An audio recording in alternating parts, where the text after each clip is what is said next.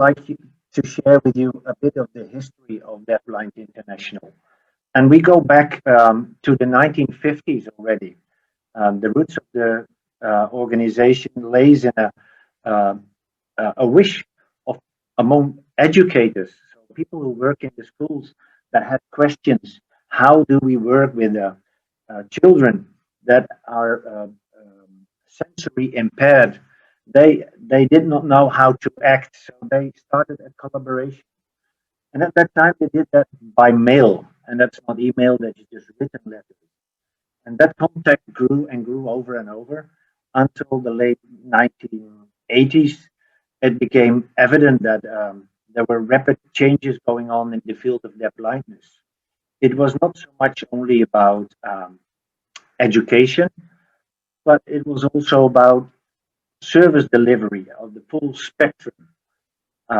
So there was more priority on that issue. And it was not only professionals, but it was also parents who wanted to have a say in the organization.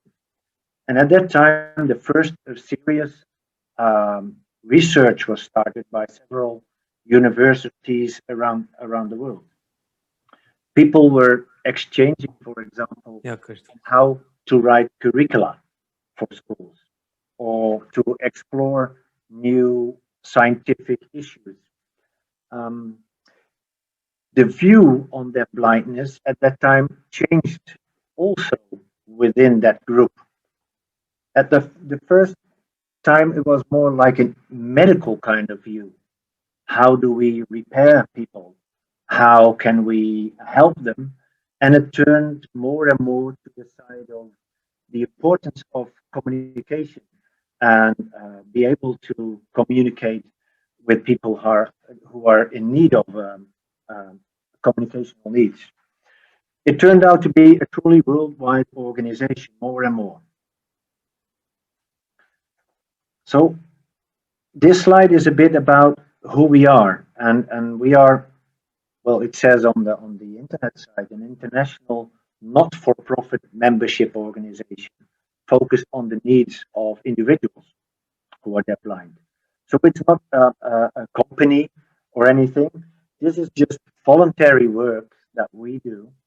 Um, but most of all, it is an international community, is the way I see it. People with the same ambition, people with the same motivation, people who are looking for colleagues in the field to learn and share practices. They meet each other, and we do that through working groups, networking. Um, you can find them on the internet site, but also during conferences like this, for example. Um, and we do like to have fun as well. It's not only work that attracts us to those conferences. It is nice to share with other people thoughts and new ideas. During the last 2 years, our membership um, grew enormously, especially the individual members. And that's something that I really like because we want to connect people in the field. And if you have uh, a few members, it's difficult to say, well, we're well connected in the net. That is the reason why we started off to have membership for individuals to become a point of connection, a point of connection that involves actually everything you can think of um, concerning their blindness.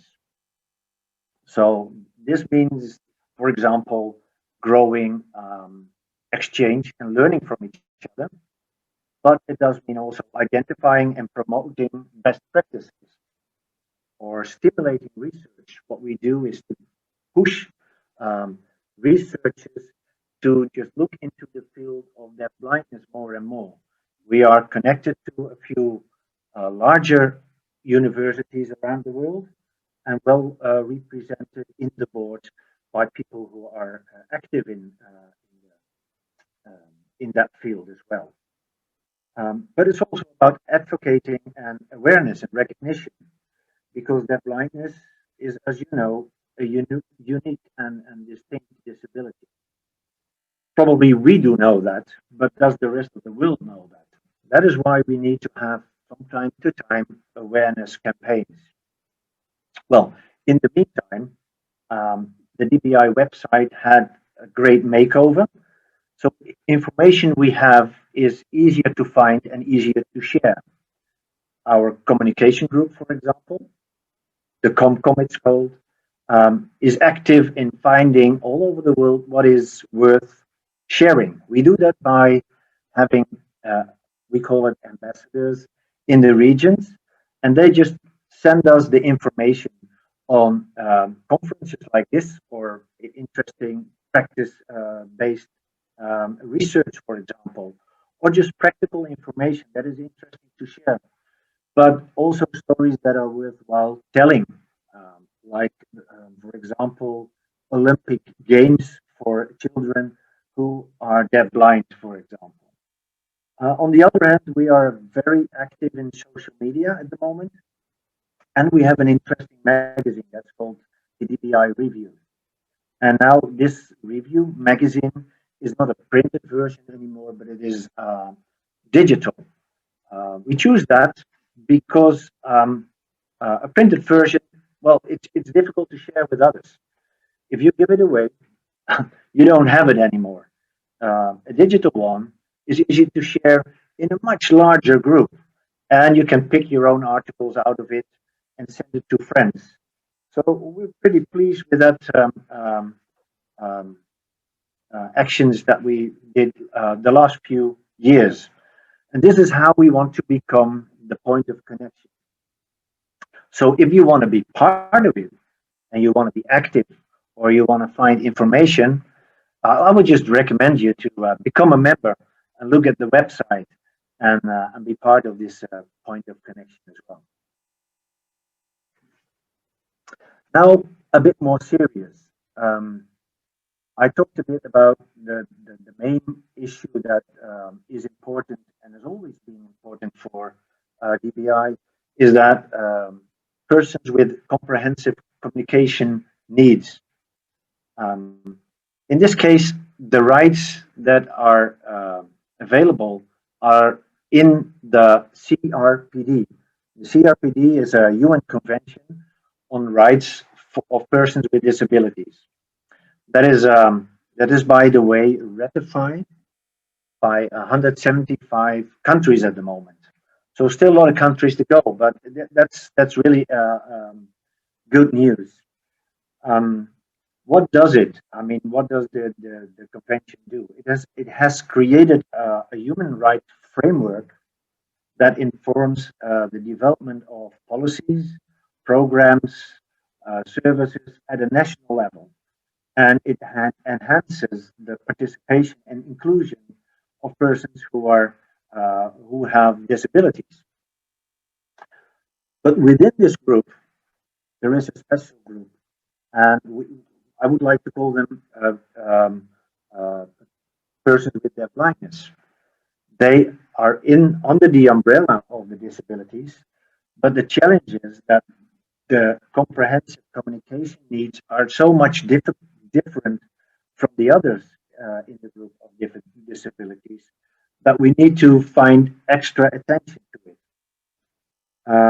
Persons with congenital or acquired deafblindness, with multiple disabilities and visual impairments, some people call that MDVI, or severe communication disorders, they deserve good resources and needs in their life situations.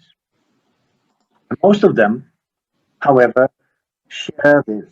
The communication needs can be met with assistance or assistive technology. Frank, may I interrupt you for just Yeah. 1 second, please? I heard from our interpreter that he doesn't hear very well what you are saying. If you could Mm. probably just stay a bit closer to your laptop, or because, Yep. yeah. I will find another way. Maybe now. We can hear you okay, but it's just the sound is getting Yep. further away and then getting closer again. Can you check if this is working? It's so much better. Okay, I should have done that in the beginning then. Thank you. Okay, well, we come to the most important part of the presentation anyway. The rest you can read on the website probably. So I was talking about assistive technology, and it needs to be um, fit to the persons who are deafblind. Um, and that means obviously to have competent communication partners and assistive technology available. And that's most of the case. It's not so. So that is why we call for action at the committee on the rights of persons with deaf blindness of disabilities. Sorry, and we do that to hear our case, and we do that to set a focus on this comprehensive communication needs, and we do that to further awareness. And we will hopefully present this call for action in February 2021 at the committee. And I say hopefully because time is precious of this committee. You can imagine that all kind of different groups would like to have their say. And if everything is going the way we are planning it, we probably have like 10 to 15 minutes time to speak to the committee. And it's not only a DBI um, um, activity. We do that together with the ISAC and ICVI. And for the ones who are not familiar with ISAC, ISAC is the International Society for Augmentative and Alternative Communication. And ICEVI is the International Council for Education of People with Visual Impairment. And we do that together because the call for action will be louder and stronger if we do that together. And we have this common goal.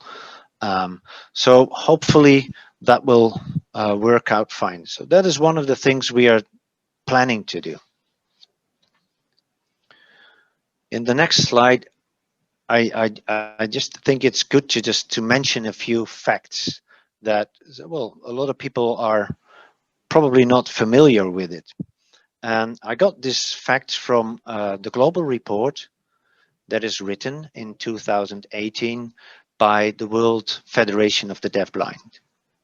And I will just read one or two lines from it. There is a growing momentum for change based on inclusion, it says, which marks a significant shift from the invisibility and the exclusion of persons with disabilities for these Millennium Development Goals. However, it is vital to recognize that persons with disabilities are not a homogeneous group. Persons with disabilities or deafblindness, in this case, remain in many ways invisible, and they represent 0.2 to 2% of the population within the field of disabilities. And they are likely to live in poverty, they are likely to be unemployed, and in most cases, lower educational outcomes. That is actually sad news. They face multiple barriers, such as lack of access to support service or any information at all.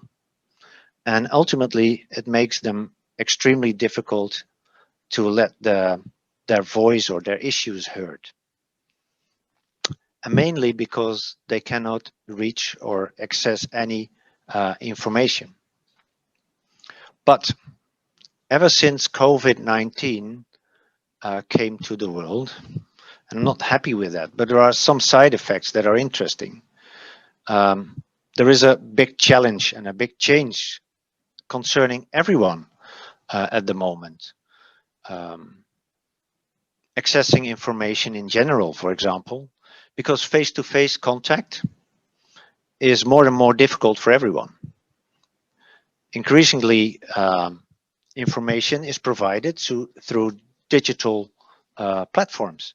And I think that is pretty interesting for our field. But before I go into that, it is important to share a few of the challenges, to be clear that the situation that people with disabilities are not that simple. They are being disproportionately impacted by the COVID-19, as many of us know. And information is not yet being made available for everyone, although attempts are made. Persons with disabilities are often considered less of a priority, for example, in healthcare. And until recently, systems in society were based on communication forms and ways that are less accessible for people with communication needs. So social and physical distancing is a new fact to all of the people, not only for people who are deafblind. It is concerning us all. And that means that we have a new kind of reality. And that is actually the point of my presentation. Here lies the opportunity in the way I see it. When the pandemic started, the need for online communication became an issue, and it needed to be addressed. And of course, because of economic reasons, it needed to be solved immediately because, hey, we do not want to lose money in our society. So not because we think that information is interesting for everyone or inclusion is important. No, there was an economic reason to get us connected again. The need to apply it for everyone, and there was no exception. It influenced all of our lives, all of the society, and the way communication was done until then.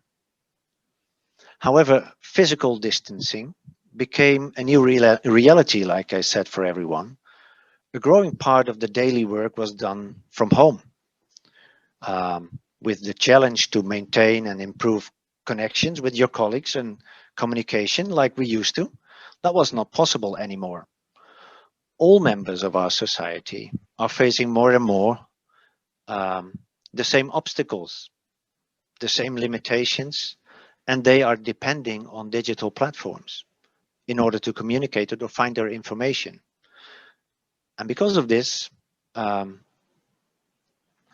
gap that was between, let's say, the general society and persons with deafblindness got smaller, in my view. Other people were experiencing difficulties in their daily routines, for example. So they were basically experiencing what persons who are deafblind experience every day. Difficulties in contact, difficulties in accessing information, difficulty in support, difficulty in social contact. That applied more and more for other people. So it brought the society in a completely different concept of contact and communication. And in my opinion, it does offer us opportunities for awareness raising and campaigns. The whole society experiences now the effect of social and physical distancing.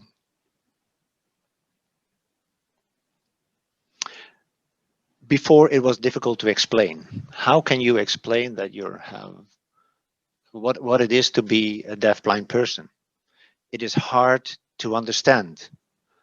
But now some of it will be more appealing because people experience sitting alone at home and having their contact only through a digital platform, having difficulties with social interaction. So this could be the right moment to ask for awareness. I'm not saying it is easy. There is still an interesting opportunity to do that. Distance is not the biggest problem anymore.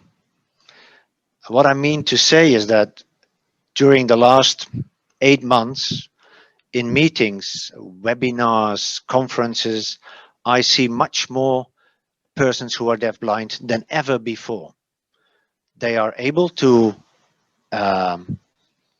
bring in issues they are able to attend, because the distance that they had, the distant problems that they had before, are not an issue. Before, if they wanted to go to a conference, you have to pay for the conference, for example. You have to pay for your hotel, you have to pay for your trip, and then you have the challenge to have the right persons around you to help you with your communication. Ever since we communicate through other platforms like Zoom or Teams or other possibilities, I see that the involvement and the interaction with persons who are deafblind is growing more and more. This conference, for example, is one of the possibilities that we did not have before. I'm able to talk to you just like now with a simple connection. So I feel that it's time to call for awareness. Maybe as well in your country, open the discussion, see what other people are open to interact, but also ask for awareness, because this is the time that there is a lot of money involved to make information more accessible. Why not ask the specialists themselves, people who know what it is to be depending on information that is only accessible because of certain items. So just remember, when you share information from now on or in the future, I have a few recommendations to do. In this time, it is important to reach out to each other. Find contact with members of your community, the deafblind community. Use whatever you have: social media, text, SMS, WhatsApp, whatever. Be creative. Find new ways to communicate. Um, make documents accessible, and say that to others as well. In Word or PDF will work fine. Google Docs is difficult because it can't connect with assistive technology, for example. Use large print. Use the right coding. So if you want to know if this article is about something and there is a headline going on, if you use the right coding, you know it's a headline. Um, and maybe also very important, do not social media distance at the same time. Find each other, create accessible social media posts. For example, keep the post short. 3 or 4 lines, sentences are fine. Don't use hashtag in the lines, but put them in the comment section, for example. And if you post something and there is an image or a video, well, start your post of what are you going to share, so others can follow it. Even that if they are not able to see it, the picture, they know what it is about. I have no idea how much time I've left, but I'm about to look at the last slide. It's okay because you have about 5 more minutes, so Okay. it's great, yeah. Well, what I would like is to have the opportunity to have a bit of a discussion as well, because I'm just sending all kind of information and ideas, hoping to find opportunities together right now because of the change in the society and the possibility to get more information accessible. To summarize, in a few lines, DBI is a point of connection. We all face social distancing. In my opinion, the gap between persons who are deafblind and others in society became some way a bit smaller. It offers to me possibilities to talk about, to make noise about it, and to raise awareness. DBI itself will present a policy statement in February 2021, together with ICVI and ISAC. The good news, and that is really good news, that more and more people with deafblindness, attend meetings, conferences, and webinars. And please, if you have the chance, just find Deafblind International and become a member. I would like that. Thank you.